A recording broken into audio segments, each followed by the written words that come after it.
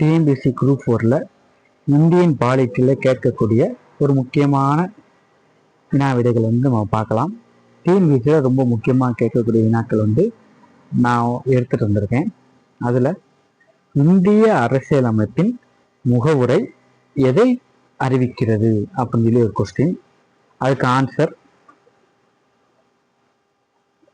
இதே என்னன்னா, இந்தியா ஒரு இறையாண்மை, சமதர்ம, சமய சார்பற்ற, ஜனநாயக குடியரசு. இந்த 5 ரொம்ப முக்கியமானது. இதை மாற்றி மாற்றி கேட்டு கூட வரிசைப்படுத்துக என்ற கேள்வியில கேட்பான். ஞாபகம் வச்சுக்கோங்க, இறையாண்மை, சமதர்ம, மத சார்பற்ற, ஜனநாயக குடியரசு. அடுத்த கேள்வி, குடியுரிமை தொடர்பான பிரிவுகள் எந்த பகுதியில் உள்ளது? பகுதி 2வது பகுதியில் இருக்குது. ஆர்டிக்கல் 5லிருந்து 11 வரை இருக்கு. நம்ம ஆர்டிக்கல் தனியா பார்க்கலாம். குடியரசுனா பகுதி 2, ஆர்டிக்கல் 5 to 11. அடிப்படை உரிமைனா பகுதி 13. அடிப்படை உரிமைகள்னா பகுதி 3. அடிப்படை கடமைகள் எந்த அரசியலமைப்பு திருத்தத்தின் மூலம் சேர்க்கப்பட்டன அப்படின்னு கேட்டா 42வது அரசியலமைப்பு திருத்தம் 1976. இது ரொம்ப முக்கியமான ஒண்ணு. இதை நல்லா ஞாபகத்துக்கோங்க. 1976 42வது சட்ட திருத்தப்படிதான் அடிப்படை கடமைகள் திருத்தம் பண்ணியிருக்காங்க. அடுத்து, இந்தியாவின் முதல் குடியரசுத் தலைவரான டாக்டர் ராஜேந்திர பிரசாத். இது ரொம்ப அடிக்கடி கேட்கக்கூடிய கொஸ்டின் டிஎன்பிஎஸ்சியில். இந்திய தேர்தல் ஆணையம் எந்த அரசியலமைப்பு பிரிவின் கீழ் அமைக்கப்பட்டுள்ளது? ஆர்டிக்கல் 324. ஏன்னா இப்பதான் தேர்தல் முடிஞ்சு ஆட்சிக்கு பொறுப்பேற்றிருக்காரு நம்ம தளபதி விஜய் அண்ணா. அதனால இதை டிஎன்பிஎஸ்சியில கேட்க ரொம்ப அதிகப்படியான வாய்ப்பு இருக்குது. இந்திய தேர்தல் ஆணையம்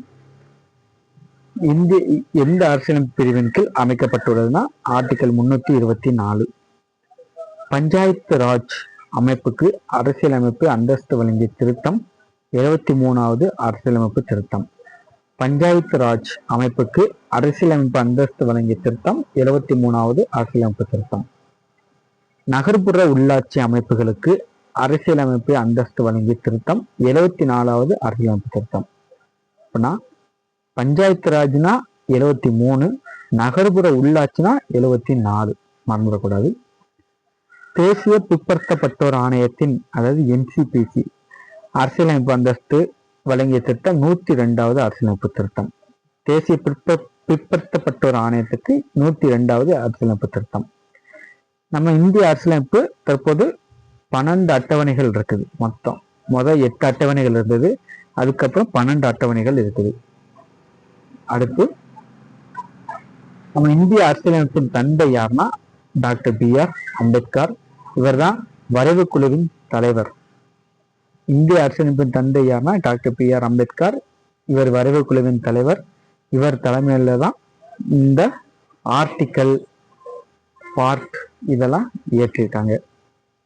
இந்திய அரசியலமைப்பு எப்போது அமலுக்கு வந்ததுன்னா ஜனவரி 26, 1950. இதைத்தான் இந்திய குடியரசு தினமாக நம்ம கொண்டாடுறோம். இந்திய அரசியலமைப்பு எப்போது ஏற்றுக்கொள்ளப்பட்டதுன்னா நவம்பர் 26, 1949. இந்திய அரசியலமைப்பு ஏற்றுக்கொள்ளப்பட்ட நாள் 26 நவம்பர் 1949. இந்திய அரசியலமைப்பு அமலுக்கு வந்தது 26 ஜனவரி 1950. ஞாபகம் வச்சுக்கோங்க. இந்திய பாராளுமன்றம் எத்தனை அவைகளை கொண்டதுன்னா 2 அவை. ஒன்று மக்களவை, இன்னொன்று மாநிலங்களவை. 2 அவை இருக்கு. மக்களவையில அதிகபட்ச உறுப்பினர் எண்ணிக்கை 552. மாநிலங்களவையின் தலைவராக இருப்பவர் யாருன்னா இந்திய துணை குடியரசுத் தலைவர் தான் தலைவராக பொறுப்பேற்றிருப்பாரு. இந்திய அரசியலமைப்பின் எந்த பிரிவு சமத்துவ உரிமை வழங்குகிறதுனா ஆர்டிகல் 14 to 18. ஆர்டிகல் 14 to 18 தான் சமத்துவ உரிமை. உயர் நீதிமன்றம், அதாவது இந்தியாவின் உயர் நீதிமன்றம் அப்படின்னு சொல்றதுன்னா சுப்ரீம் கோர்ட் ஆஃப் இந்தியா. உயர் நீதிமன்றம்னா சுப்ரீம் கோர்ட் ஆஃப் இந்தியா. இந்தியாவின் முதல் துணை குடியரசுத் தலைவர் யாருன்னா டாக்டர் S. ராதாகிருஷ்ணன். முதல் துணை குடியரசுத் தலைவர். முதல் துணை குடியரசுத் தலைவர்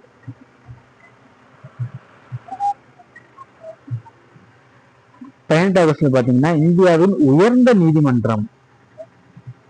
இதான் லாஸ்ட். இந்த நீதிமன்றத்துக்கு போயிட்டு இந்த நீதிமன்றம் ஒரு தீர்ப்பு சொல்லிட்டாங்கன்னா அதோட சரி. அதுக்கு மேல எந்த ஒரு நீதிமன்றம் இல்லை அப்படின்னா உச்ச நீதிமன்றம், அதான் சுப்ரீம் கோர்ட் ஆஃப் இந்தியா. அடிப்படை கடமைகள் எந்த அரசியலமைப்பு பகுதியில் உள்ளதுன்னா 51A பகுதி 4A. இது ரொம்ப முக்கியம். அடிப்படை கடமை 51A பகுதி 4A. டிஎன்பிசில முக்கிய முகவரி முக்கிய சொற்கள் என்னென்னு இது நம்ம இப்போ 20 கொஸ்டின் பார்த்ததில்ல ஷார்ட்டா நம்ம எடுத்துட்டு என்னன்னா, ஆர்டிகல் 5 to 11 குடியுரிமை, 14 to 18 சமத்துவ உரிமை, 19 சுதந்திர உரிமை.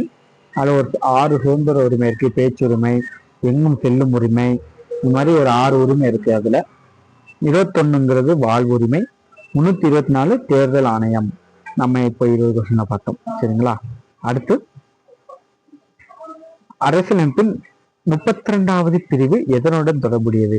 அரசியலமைப்பு 32 எதுனா, நம்ம அடிப்படை உரிமை தவறும் போது அதை பாதுகாக்கிறதுக்காண்டி நீதிமன்றத்தை அணுகும் முறை தான் அரசியலமைப்பு 32 படி. நீங்க உங்களை அடிப்படை உரிமை பாதுகாக்க முடியல அப்படின்னா அதை பாதுகாக்கிறதுக்காண்டி நீங்க நீதிமன்றத்தை அணுகலாம். அதுக்கான உரிமை. இந்தியாவின் தலைமை சட்ட அதிகாரியானா அட்டர்னி ஜெனரல் ஆஃப் இந்தியா. மாநில ஆளுநர் யாரால் நியமிக்கப்படுகிறார்? மாநில ஆளுநர் யாரால் நியமிக்கப்படுகிறார்னா இந்திய குடியரசுத் தலைவரால் நியமிக்கப்படுகிறார். இதுல முக்கவாசி இந்திய குடியரசுத் தலைவரால் நியமிக்கப்படுறாங்க. இந்தியாவின் முதல் பெண் ஆளுநர் யானா சரோஜினி நாயுடு. அரசின் கொள்கை வழிகாட்டும் நெறிமுறைகள் எந்த பகுதியில் உள்ளன? பகுதி 4 ஆர்டிகல் 36 to 51. இந்திய அரசியலமைப்பில் எத்தனை அடிப்படை கடமைகள் இருக்குன்னா மொத்தம் 11 கடமைகள் இருக்கு. மொத்தம் 11 கடமைகள் இருக்கு.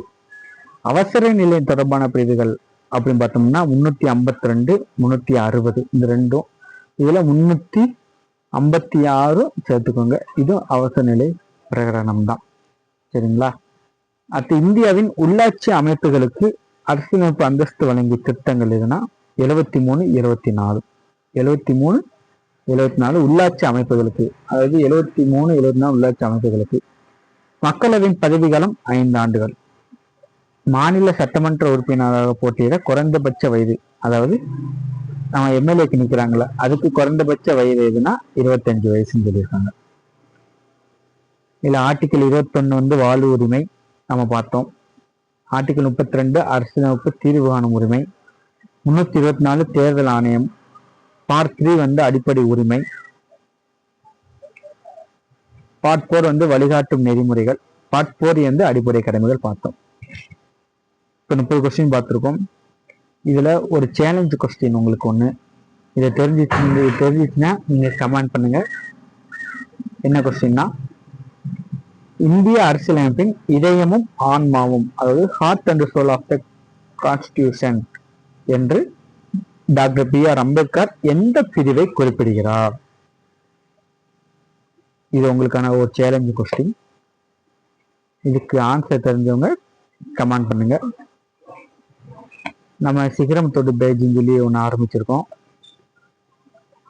அதுக்குள்ள டெய்லி உங்களுக்கு இந்த மாதிரி பாலிட்டிலேருந்து, தமிழ்லேருந்து, மேக்ஸ்லேருந்து, சிகரத்தோட பேஜ்லேருந்து ஒவ்வொரு நாள் ஒவ்வொரு வீடியோ டெய்லி நம்ம வந்துக்கிட்டே இருக்கோம். அதுக்கு நீங்கள் சப்போர்ட் பண்ணுங்க. எவ்வளோ தூரம் சப்போர்ட் பண்ணுறீங்களோ அவ்வளோ தூரம் எனக்கும் அடுத்தடுத்து போடணும்னு ஒரு ஆர்வம் வரும். அதுக்கு நீங்கள் தான் முக்கிய காரணம். உங்களை நம்பி தான் நான் ஆரம்பிச்சிருக்கேன். நம்மளோட கோல் என்னென்னா, டிஎன்பிசி குரூப் 1 இருக்கட்டும், குரூப் 2 இருக்கட்டும், குரூப் 4 இருக்கட்டும், நம்ம டிஎன்பிசி வெற்றி பெறுவோம்ங்கிறது நம்மளோட கோல். அதையும் தாண்டி ஒரு கோல், நம்ம பெற்றோர்களுக்கு பெருமை சேர்க்குற கோல். நான் இத்தனை வருஷம் படிச்சிருக்கேன் அப்படின்னு சொல்லி நம்ம நினச்சிட்டு இருக்கோம். ஆனால் நம்ம எதிரிகளுக்கு முன்னாடி முதல் நாள் கவுன்சிலிங்கில் போடுறதுதான் நம்மளோட மிகப்பெரிய கோல். இத்தனை வருஷம் காத்திருந்ததுக்கு நம்ம முதல் நாள் கவுன்சிலிங் போய் அந்த ஆர்டர் காப்பி நம்ம கையில் வாங்குற வரைக்கும் நானும் உங்க கூட சேர்ந்து பயணிக்க போகிறேன். இந்த பயணத்தில் நீங்களும் சேர்ந்து பயணித்து டிஎன்பிசி குரூப் 4, குரூப் 2, குரூப் 1 தாண்டி யூபிஎஸ்சி லெவலையும் நீங்கள் வெற்றி பெறுவீங்கன்னு எனக்கு முழு நம்பிக்கை இருக்குது. சீரம் தொடு, வாழ்வில் வெற்றி பெறுவோம். நன்றி, வணக்கம். பிடிச்சிருந்தா இந்த வீடியோவை சப்ஸ்கிரைப் பண்ணிட்டு லைக் பண்ணுங்க.